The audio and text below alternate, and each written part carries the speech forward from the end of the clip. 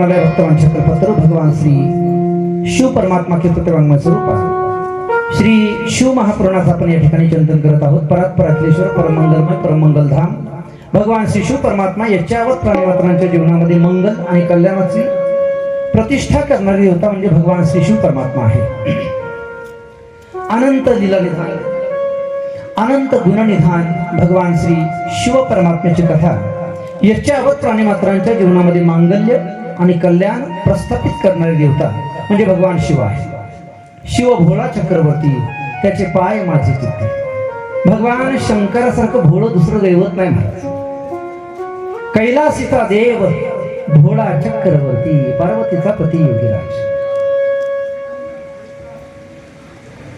एका भ्रुकुटी विलासामध्ये अख्ख्या जगाचा नाश करण्याचं सामर्थ्य त्याच्याकडे आहे। संपूर्ण ब्रह्मांडाचा घास भरण्याची ज्याची ताकद आहे। संहरणात्मक लीला करत असताना केवळ भ्रुकुटी मात्राने संपूर्ण विश्वाचा संहार करण्याच्या बाबतीमध्ये तत्पर आणि समर्थ असणारी देवता भगवान श्री शिव परमात्मा।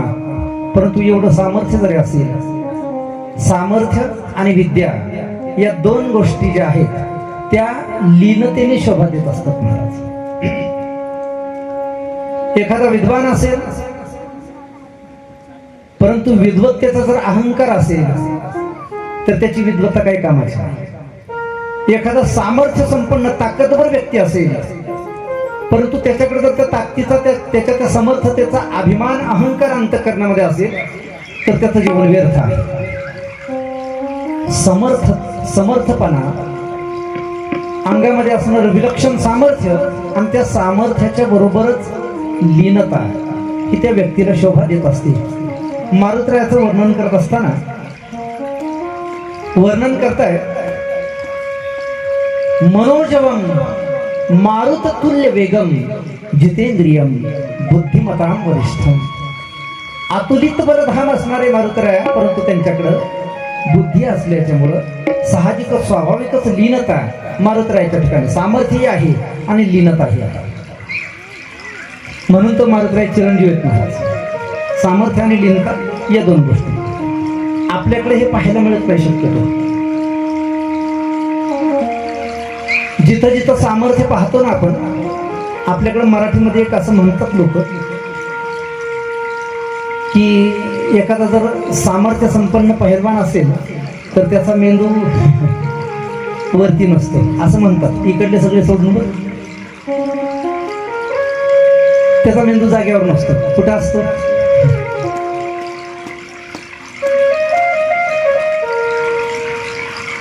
सामर्थ्य, त्या सामर्थ्याला बुद्धीची जोड असली पाहिजे, त्या सामर्थ्याला लीनतेची जोड असली पाहिजे। विद्वत्ता असेल तर त्या विद्वत्तेला लीनतेची जोड पाहिजे।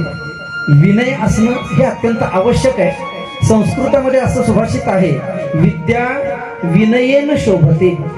विद्या ही विनयाने शोभत असते। म्हणून भगवान शिव परमात्मा संपूर्ण त्रैलोक्याचं दहन करण्याच्या बाबतीमध्ये समर्थ असणारे देवता आहे। परंतु तेवढाच भोळेपणा भगवान शिव परमात्म्याच्या ठिकाणी आहे। जेवढं सामर्थ्य आहे त्याच्या कितीतरी पटीने भोळेपणा भगवान शिव परमात्मा। किती भोळं दैवत असावं महाराज। काल आपण कथा पाहिली गुणनिधीची। अहो तो गुणनिधी चोरी करण्याच्या निमित्ताने शंकराच्या मंदिरामध्ये गेला, चोरी करण्याकरता गेला। पण भगवान शंकराने त्याला असा अधिकार प्राप्त करून दिला की त्याला संपूर्ण त्रैलोक्यामध्ये असणारं जे धन आहे ना त्या धनाचं मालक करून टाकलं। देह हे काळाचे, धन कुबेराचे। ते धन कुबेराचं आहे महाराज। आपल्याकडे असणारा पैसा आपल्याला वाटतं आपला आहे परंतु आपला नाही, तो कुबेराचा आहे। अख्ख्या जगातल्या संपत्तीचा मालक त्या चोराला केलं, हे भोळेपण आहे भगवान शंकराचं। अजून एक कल्पित कथा सांगितली जाते, कोणत्या ग्रंथामध्ये आली माहिती नाही परंतु अशी कथा सांगितली जाते। एक अट्टल असणारा चोर काय झालं, त्या गावामध्ये असणारे एक शिवालय, शिवाचं मंदिर, एका धनाढ्य व्यापाऱ्याने त्या मंदिरावर श्रद्धा त्याची बसली भगवान शंकरावर। आणि श्रद्धा बसल्यामुळं व्यापारातला बराचसा भाग वाचवून त्याने एक सुंदर असा सोन्याचा झुंबर त्या शंकराच्या मंदिरामध्ये गाभाऱ्यामध्ये लावण्याकरता दिला. खाली शंकराची पिंड आहे आणि त्याच्यावरती असं काही उंचीवर झुंबर लावून ठेवलेला आहे. एक 8 फूट उंचीवर तो असेल. तर गावामध्ये राहणाऱ्या त्या चोराने ही गोष्ट पाहिली आणि त्याची नजरच होती कशावर, त्या सोन्याच्या झुंबरावर. हे झुंबर आपल्याला मिळालं पाहिजे. त्याने सेटिंग लावली त्या पुजाऱ्याची. पुजारी किती वाजता येतो, किती वाजता घरी जातो, मंदिरामध्ये कोणत्या वेळेला कोण नसतं, हे त्याने सगळं व्यवस्थित बघून ठेवलं, देखरेख करून ठेवली. त्याच्या लक्षात आलं 12 वाजता पुजारी जेवणाकरता घरी जातो आणि नेमकं त्यावेळेला मंदिरात दुपारची वेळ असते, कोणी नसतं मंदिरामध्ये. दर्शनाकरता दुपारी कोणी येत नाही, एक तर सकाळी किंवा संध्याकाळी. पुजारी 12 वाजता बरोबर जेवणाकरता घरी जातो आणि मंदिरामध्ये कोणी नसतं. आपल्याला चांगली संधी आहे. त्याने बरोबर संधी साधली महाराज. एक दिवस 12 वाजता बरोबर मंदिरामध्ये त्याने प्रवेश केला, पुजारी घरी गेल्याबरोबर, आणि झुंबर चोरण्याचा त्याचा विचार आहे. पण गाभाऱ्यामध्ये गेल्याच्या नंतर वरती पाहिलं तर ते झुंबर उंच होतं थोडस, त्याच्या हाताला येईल अशी त्याची अवस्था नव्हती. काय करावं, बाजूला कुठे एखादी शिडी किंवा स्टूलही त्याला दिसेना. झुंबर तर आपल्याला न्यायचं, काय करावं, वेळ होत चाललेला आहे, त्याला काय करावं कळेना. पुजारी येण्याकरता फक्त 5 मिनिटं शिल्लक आहेत आणि त्या 5व्या मिनिटामध्ये त्याला असं सुचलं.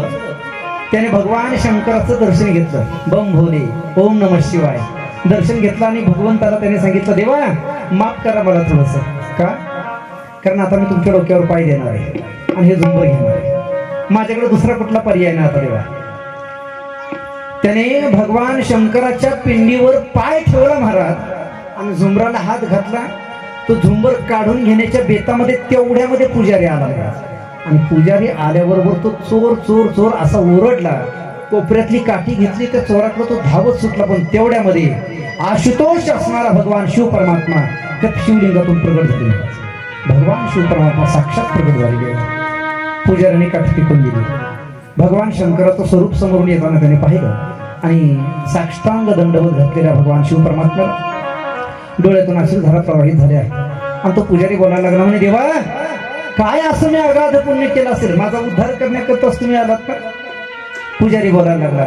भगवान शंकर हसले आणि भगवंताने सांगितलं, म्हणे बाबा तुझा उद्धार करण्याकरता नाही आलो मी, मग या चोराचा उद्धार करण्याकरता आलो मी. त्याच्या डोळ्यातून अश्रुधारा प्रवाहितच होत आहेत पुजाऱ्याच्या. त्याने सांगितलं, काय देवा अशी काय माझ्याकडून चूक झाली? मी तर तुम्हाला वेगवेगळ्या प्रकारचे पदार्थ अर्पण केले. कधी मी तुम्हाला तिळाचं तेल अर्पण केलं, कधी मोहरीचं तेल अर्पण केलं, कधी तिळाने अभिषेक केला, कधी चावल म्हणजे तांदळाने अभिषेक केला. वेगवेगळ्या प्रकारच्या पदार्थांनी देवा तुमची पूजा केली, तुम्हाला नैवेद्य दाखवला. प्रत्येक वेळेला मी तुम्हाला काही ना काहीतरी अर्पण केलेले देवा. एक एक वस्तू मला आठवते, मी तुम्हाला अर्पण केलेलं आहे. भगवान शिव परमात्मा पुन्हा एकदा हसले आणि भगवंताने सांगितलं, बाबा तू जे अर्पण केलंस ना ते सगळे वेगवेगळे पदार्थ होते. कधी तीळ, कधी तांदूळ, कधी गहू, कधी ज्वारी, कधी बाजरी, कधी काय. तू वेगवेगळ्या प्रकारचे पदार्थ अर्पण केलेस. पण या चोराकडे पहा म्हणे, याने स्वतःलाच माझ्याकडे अर्पण केलं म्हणे. स्वतःच त्याने माझ्या पिंडीवर येऊन पदस्पर्श केलेला आहे. याने स्वतःला, आता मला सांगा, त्याने का स्वतःला अर्पण करण्याच्या दृष्टिकोनातून पाय दिलता का पिंडीवर? त्याने चोरी करण्याच्या उद्देशाने दिलेला पाय. पण भगवान शिव परमात्मा इतका भोळा आहे की भगवान परमात्म्याने त्या चोराचा सुद्धा उद्धार केला. म्हणून आणि एक सांगू का, भगवान शंकराच्या पूजेकरता फार काही लागत नाही. अन्य देवतांच्या उपासनेकरता वेगवेगळ्या प्रकारच्या पदार्थांची अपेक्षा असते, वेगवेगळ्या प्रकारच्या शुद्धी अशुद्धीची अपेक्षा असते. भगवान शिव परमात्म्याच्या पूजेमध्ये बाकी काही नाही मिळालं तुम्हाला तरी चालेल. गीतेमध्ये एक श्लोक आहे, तो कदाचित भगवान शंकराला अनुसरून असण्याची शक्यता आहे. पत्रम पुष्पम फलम तोयम यो मे भक्त्या प्रयच्छति तदहम भक्ती प्रवृत्तमश्नामी प्रयतात्मनः. वर्णन केले त्या श्लोकामध्ये. भगवान परमात्म्याला अर्पण करण्याकरता एक सांगू का, तिघांच्या दर्शनाला जात असताना कधी रिकाम्या हाताने जाऊ नये. मंदिरामध्ये देवाच्या दर्शनाला जर आपण चाललात ना, समित पानेर काही ना काहीतरी हातामध्ये वस्तू पाहिजे. मग एक पत्र, पुष्प, फल अथवा तोय या 4 पैकी कोणती तरी एखादी वस्तू आपल्या हातामध्ये पाहिजे. देशाचा जो राजा आहे त्या राजाच्या भेटी करता जात असताना कधी रिकाम्या हाताने जाऊ नये. राजाला भेट देण्याकरता काही ना काहीतरी भेट वस्तू आपल्याकडे असली पाहिजे. आणि आपले जे सद्गुरू आहेत त्या सद्गुरूंच्या दर्शनाला जात असताना कधीही रिकाम्या हाताने जाऊ नये. सद्गुरूंच्या दर्शनाला जात असताना समित पांढरे काही ना काहीतरी हातामध्ये असणं आवश्यक आहे. कारण जीवनामध्ये सद्गुरूचं महत्व हे अनन्यसाधारण. आता आपण सुरुवातीला एक अभंग या ठिकाणी उद्धृत केला. गुरु परमात्मा परेशु. श्री गुरु हे साक्षात भगवान परमात्म्याचं स्वरूप आहे. ज्याच्या एक लक्षात ठेवा, ज्याच्या जीवनामध्ये गुरु आहे ना त्याचं जीवन हे सफल आहे, आणि ज्याच्या जीवनामध्ये गुरु नाही त्याचं जीवन हे निष्फळ आहे. आम्ही महाराष्ट्राच्या बाहेर फिरत असतो कथा कीर्तनाच्या माध्यमातून. इकडे गुजरात वगैरे, मध्य प्रदेश वगैरे बरेचसे लोक भेटतात. काही तक्रारी सांगणारे भेटतात, तक्रारी करणारे भेटतात, काही शंका कुशंका करणारे भेटतात, आणि काही लोक अभिमानानं आपली स्वतःची वल्गना करणारी भेटतात. आम्ही किती शहाणे आहोत असंही दाखवणारे काही लोक आम्हाला भेटतात महाराज. मग काही लोक अशी भेटतात, कधी कधी त्यांच्या बुद्धीची कीव करावीशी वाटते. काही लोक म्हणतात म्हणे महाराज आम्ही काही शिकण्याकरता कुठं गेलो नाही, आम्हाला काही कोणी गुरु नाही. उगाच असं गुरामागं ढोरामागं जात असताना आम्ही शिकलो, पुस्तकं वाचली, युट्यूब बघितलं, मोबाईल पाहिला, आणि मोबाईलच्या माध्यमातून आम्ही कथा कीर्तन करायला लागलो. आम्हाला काही कोणी गुरु नाही. आम्हाला कोणी गुरु नाही, लक्ष देऊ नका. आम्हाला कोणी गुरु नाही ही गोष्ट अभिमानाने सांगण्यासारखी नाही. ही लज्जास्पद गोष्ट आहे. लाज वाटली पाहिजे या गोष्टीची का आम्हाला कोणी गुरु नाही. आयुष्यामध्ये गुरु पाहिजे. संत महात्म्यांनी गोड वर्णन केलेलं आहे. गुरु जर नसेल तर जीवनामध्ये काय अर्थ?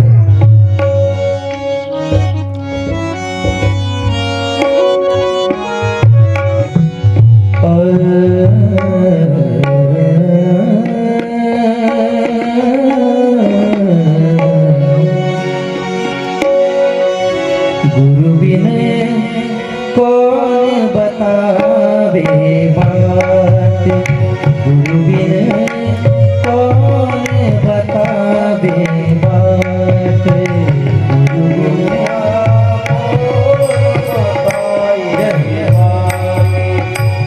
गुरु बिन गुरु बिन कौन बतावे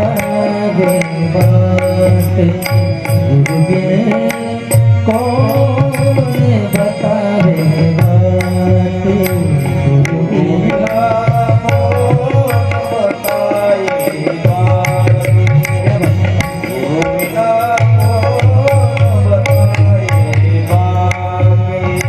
रे बंदे बड़ा विकट जम घाट, बड़ा विकट जम घाट, गुरु बिन कौन बतावे बात, गुरु बिन कौन बतावे बात, गुरु बिन कौन बतावे बात, गुरु बिना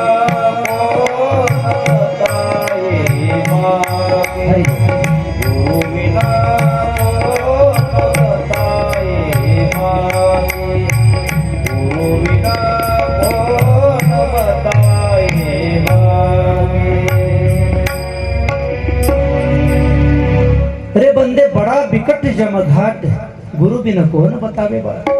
यमाचा घाट एवढा दुस्तर आहे की तिथून रस्ता दाखवण्याकरता सद्गुरू शिवाय दुसरा कोणी नाही महाराज. सद्गुरू हेच मार्गदर्शक आहे. गुरु जर नसेल तर कोण आपल्याला वाट दाखवणार आहे? जीवनामध्ये जर गुरु नसेल तर समोरचा मार्ग हा अंधकारमय आहे. आणि गुरु या शब्दाचा अर्थ असा आहे की जो अज्ञानरूपी अंधकाराला दूर करतो ना त्याला गुरु म्हणतात महाराज. रस्ता दिसण्याकरता अंधकार दूर झाला पाहिजे, आणि तो अंधकार सद्गुरूंच्या शिवाय कोणी दूर करू शकत नाही. हा जो दुस्तर असा संसार सागर आहे ना, या संसार सागरातून तरुण जाण्याकरता गुरुशिवाय दुसरा मार्ग नाही महाराज. मीराबाई वर्णन करतायत, सत की नाव खेवटिया सतगुरु सतकी नाव खेवटिया सतगुरु भवसागर तरी आयो पायो जीवे राम रतन धन पायो पायो जीवे राम रतन धन पायो पायो जीवे राम रतन धन पायो योगी मैंने राम रतन धन पायो योगी मैंने राम रतन धन पायो योगी मैंने राम रतन धन पायो मीरा के प्रभु गिरिधर नागर मीरा के प्रभु गिरधर हरिक हर जस जागो पायोगी में राम रतन धन पायो पायोगी में राम रतन धन पायोगी में राम रतन धन पायो योगी मैंने राम रतन धन पायो योगी मैंने राम रतन धन पायो योगी मैंने राम रतन धन पायो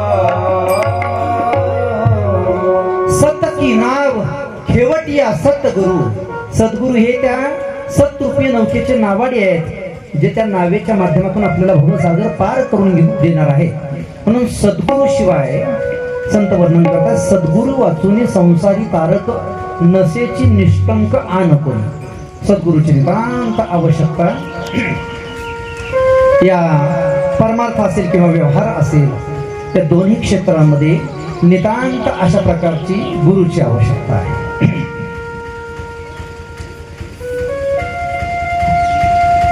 भगवान शिव परमात्मा अत्यंत अत्यंत अत्यंत भोळ्या अशा प्रकारची देवता आहे. म्हणून भगवान शिव परमात्म्याच्या पूजेकरता फार काही मोठ्या उपचारांची गरज नाही. महाराज वर्णन करतात अगदी लोटाभर जल, पत्र पत्र म्हणजे झाडाचं एखादं पान, ते पान जर शिवलिंगावर राहिलं तर त्याच्याने भगवान शिव परमात्मा प्रसन्न होतात.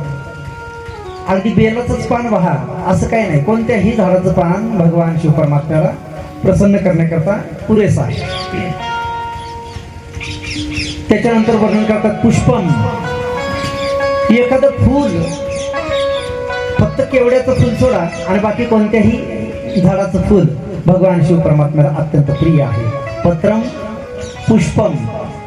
वर्णन करतात फलम, एखाद्या झाडाचं फळ, ते फळही भगवान शिव परमात्म्याला अत्यंत प्रिय आहे. आणि या तीनही पैकी एखादी गोष्ट समजा नाही मिळाली तर संत महात्मे वर्णन करताय, गीताकार वर्णन करताय तोयम, तोय म्हणजे पाणी. ते पाणी जरी भगवान शिव परमात्म्याला अर्पण केलं तर त्या एवढ्याशा पाण्याने सुद्धा परमात्मा प्रसन्न होत असतात. आणि म्हणून भगवान शिव परमात्म्याच्या पूजेकरता कोणत्याही प्रगल्भ उपचारांची गरज नाही. अत्यंत साध्या आणि सरळ सोप्या पद्धतीच्या पूजेने भगवान शिव परमात्मा प्रसन्न होतात. कालपर्यंत आपण भाग पाहिला भगवान शिव परमात्मा आणि माता सती माता पार्वती यांचा विवाह सोहळा संपन्न केलेला आहे. आपण काल भगवान शिव परमात्मा विवाहबद्ध होत आहेत. आपल्याकडे ही विवाह संस्था आहे, आपल्याकडे विवाह केला जातो. आजच एक विवाह या ठिकाणी संपन्न झालेला आहे, झालं ना. आत्ताच नुकताच या ठिकाणी एक विवाह सोहळा संपन्न झाला. आपल्या हिंदू धर्मशास्त्रामध्ये विवाहाची संस्था आहे, सिस्टीम आहे. आपण जर पाश्चात्य देशामध्ये जर गेलोत ना तर तिकडे विवाह ही संकल्पनाच नाही. अमेरिका, जपान, इंग्लंड यासारख्या देशामध्ये जर गेलात तर त्या ठिकाणी विवाह नावाची संस्थाच उपलब्ध नाही. तिकडं लग्नच केली जात नाही. मग काय करतात तिकडं, काय म्हणतात त्याला पहा, अलीकडे आपल्याकडे ती परंपरा आता येऊ लागलेली आहे. लिव्ह इन रिलेशनशिप म्हणतात त्याला. म्हणजे काही काळापर्यंत पुरतं दोघांनी एकत्र राहायचं, पुरुषाने आणि स्त्रीने. काही कॉन्टॅक्ट वगैरे असतो त्याचा, आणि तो कॉन्टॅक्टचा कालावधी संपला की पुन्हा दोघांनी वेगळं होऊन जायचं. आपल्या हिंदू धर्मामध्ये, धर्मसंस्कृतीमध्ये विवाह संस्था जी आहे ना ती एका जन्मापुरती मर्यादित नाही. सप्तपदी केल्याच्या नंतर असं गृहीत धरलं जातं की 7 जन्मापर्यंत ते पती पत्नी हे एकमेकाची संगत सोडणार नाहीत, साथ सोडणार नाहीत. हे फक्त हिंदू धर्मामध्येच आहे, इतरत्र आपल्याला पाहायला सापडत नाही. पती निवर्तल्याच्या नंतर, पती गेल्याच्या नंतर पत्नीनं दुसरं लग्न करू नये. पत्नीनं कशाला महाराज? पत्नी गेल्याच्या नंतर त्या पुरुषानं सुद्धा दुसरं लग्न करू नये असं आपलं हिंदू धर्मशास्त्र आहे. तुकोबारांचा अभंग पहा तुम्ही. तुकाराम महाराज वर्णन करतात, एका पुरुषा दोघी नारी, पाप वसे त्याचे घरी, पाप न लगे धोंडावे आणि लागेल त्याने तेथे जावे. कुठं? ज्याला 2 पत्नी आहेत तिथं.